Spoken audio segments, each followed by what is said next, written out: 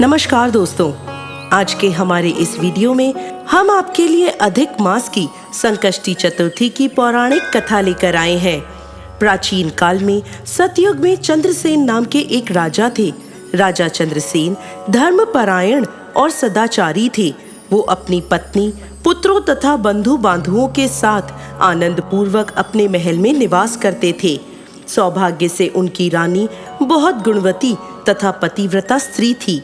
उनका नाम रत्नावली था। एक दिन शत्रुओं ने उनके राज्य पर हमला कर दिया और उनके राजपाट और सेना पर आधिपत्य जमा लिया।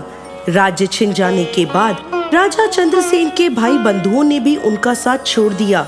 इसके बाद राजा अपनी पत्नी रत्नावली के साथ वन की ओर चले गए। वन में भटकते हुए, भूख प्यास और कष्ट सहते हुए वह समय बिता रहे थे।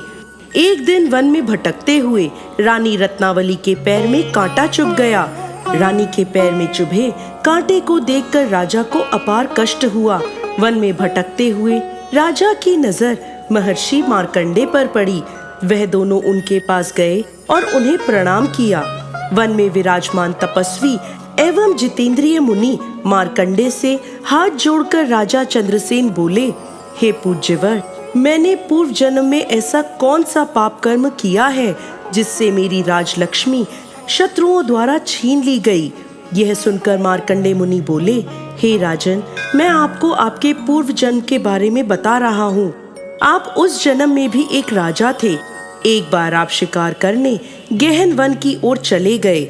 शिकार करते करते आपको रात हो गई। उस वन में आपने एक सुंदर सरोवर देखा और उसके किनारे लाल रंगों की साड़ी में सुशोभित नाग कन्याओं को भी देखा। वह सब संकष्टी चतुर्थी का व्रत कर रही थीं। जब वह चंद्रमा को अर्घ्य देकर अपने घर जाने लगी, तब आप उनके सामने खड़े हो गए और उनसे पूछने लगे, हे नाग कन्याओं, कृपा कर मुझे बताओ कि आप किस भगवान की पूजा कर रही हो। मैं भी यह पूजन करना चाहता हूँ। यह सुन नाग कन्याएं बोली, आज अधिक मास की चतुर्थी तिथि है। हम इस दिन भगवान गणेश की पूजा करते हैं। दिन भर उपवास कर शाम को गणेश जी की पूजा करने के बाद चंद्रमा को अर्घ्य देकर हम अपना व्रत पूर्ण करते हैं। यह बात सुनकर राजा ने नाग कन्याओं को नमस्कार किया और मन में इस व्रत का संकल्प कर लिया और वहां से चले गए। इस व्रत के प्रभाव से गणेश जी आपसे प्रसन्न हुए और आपको पुत्र, सद्गुणों वाली स्त्री, धन धान्य आदि से परिपूर्ण किया।